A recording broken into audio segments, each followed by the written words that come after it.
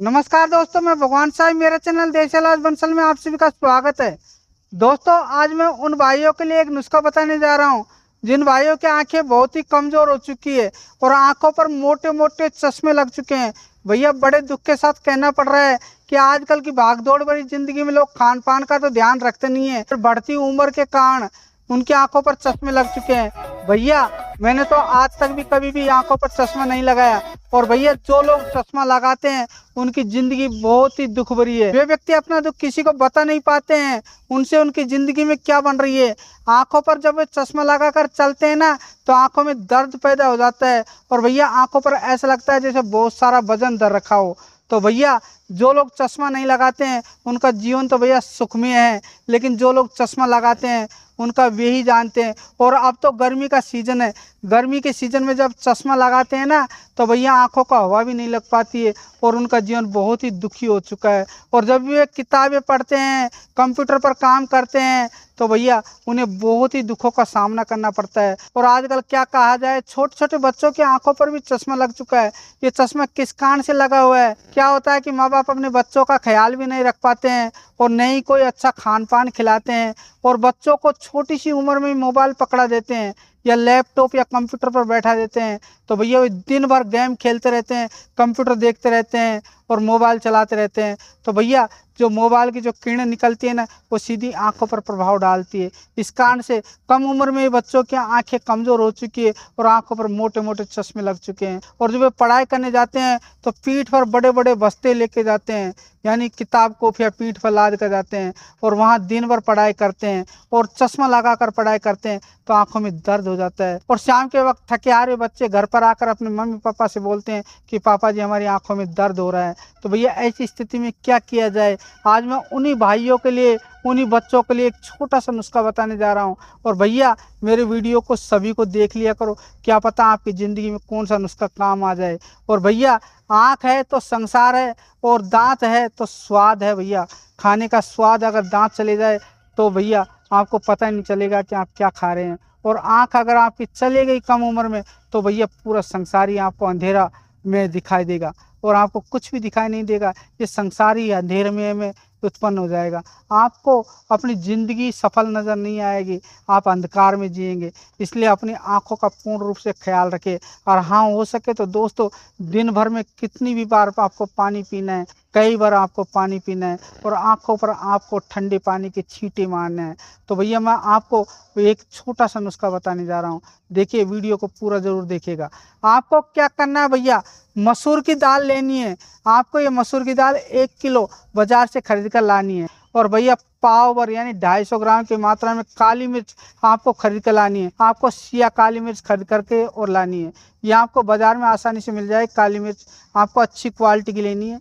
अब आपको भैया 1 किलो देसी गाय का घी खरीद कर लाना है। यह आपको ग्रामीण क्षेत्रों में या शहरों में कहीं पर भी आसानी से मिल जाएगा। भैया, शुद्ध घी आपको खरीद कर लाना है। अब आपको नुस्खा किस प्रकार से बनाना है, ध्यानपूर्वक सुन लीजिएगा। जब आप 1 किलो मसूर की दाल बाजार से खरीद कर लेके आ जाएं, तो उसमें से भैया आपको 50 ग्राम मसूर की दाल को एक बर्तन के अंदर, यानी बर्तन ऐसा हो, मिट्टी का बर्तन ले लो। मिट्टी का बर्तन सबसे श्रेष्ठ रहेगा। आपको मिट्टी के बर्तन में 50 ग्राम मसूर की दाल को शाम के वक्त 1 गिलास पानी डाल करके भिगोना है। यानी आपको मिट्टी का बर्तन इस प्रकार से लेना है, जैसे आप सकोरा ले लो या आप कुंडी टाइप की ले लो। उसके अंदर आपको 50 ग्राम मसूर की दाल को रात्रि के वक्त भिगोना है और ये रात भर मसूर की दाल भीग करके मोटी हो जाएगी और सुबह उस पानी को फेंकना है। और भैया, जो आपने मसूर की दाल भीगी हुई है ना, उसको भैया आपको देसी घी डाल करके और आपको भूनना है। इसको जब भून ले, तो भैया जो आपने जो काली मिर्च ली है ना, सिया काली मिर्च, उसको आपको कूट पीस करके पाउडर के रूप में बना लेना। थोड़ी सी मात्रा में उस दाल के ऊपर आपको छिड़कना है उस काली मिर्च को, यानी 5 ग्राम काली मिर्च पिसी हुई उस दाल के ऊपर आपको डालनी है। और ये नुस्खा जब बन जाए, तो भैया आपको सुबह सुबह खाली पेट आपको खाना है। आपको ये नुस्खा प्रतिदिन बनाना है और आपको इसी प्रकार से 40 दिन बना करके इस नुस्खे को प्रतिदिन आपको खाना है। ये बन गया आपका नुस्खा। और भैया आपको 7 दिन के अंदर पालक की सब्जी और भैया आपको ये मसूर की दाल दोनों को मिला करके और सब्जी बना करके खाना चालू कर दीजिए। 7 दिन में आपको 2 बार तो खानी है। और आपको लाल मिर्च का सेवन कम करना है। लाल मिर्च की जगह आप काली मिर्च उस सब्जी में डाल करके और आप खा सकते हो। भैया जो मैंने आपको नुस्खा बताया है, आप इस नुस्खे को करके तो देखिए। जो आपके बच्चों की आंखों पर मोटे मोटे चश्मे लग चुके हैं ना, जो आपके आंखों पर भी चश्मे लग चुके हैं, ये चश्मे मात्र 15 दिन इस प्रयोग करने से ही आपकी आंखों से चश्मे उतर जाएंगे। और आपकी आंखों से इतनी रोशनी उत्पन्न होगी कि आपको चश्मे लगाने की जरूरत नहीं पड़ेगी। बच्चे बिल्कुल बिना चश्मे के हो जाएंगे और कहेंगे मम्मी पापा से कि पापा जी आपने हमको कौन सी चीज़ खिला दी जिससे हमारी आंखों के चश्मे शीघ्रता से उतर गए। और आपकी आंखों की ज्योति इतनी बढ़ जाएगी कि आप अपनी ज़िंदगी खुशी से जिएंगे। और भैया जो आप अपनी आंखों पर ऐनक मोटे मोटे लगा करके और अपने दुखी भरा जीवन जी रहे हैं, इनसे आपको शीघ्रता से छुटकारा मिल जाएगा। तो दोस्तों जो मैंने आपको नुस्खा बताया है, इस नुस्खे को आज से बनाइए और कल से इसको चालू कर दीजिएगा। और भैया गर्मी का सीज़न है, इसको लेना चालू कर दोगे तो भैया आपके शरीर में ठंडक भी पैदा होगी।